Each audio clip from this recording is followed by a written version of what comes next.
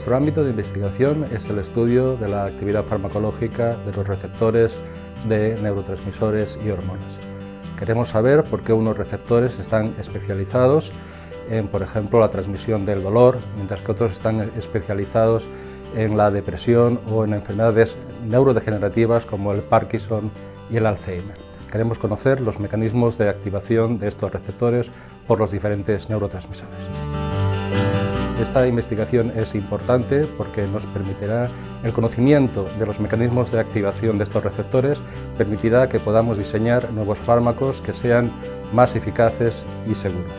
Necesitamos medicinas eficaces que sean capaces de curar o al menos aliviar diferentes enfermedades y a la vez que sean seguras, de forma que no generen efectos secundarios.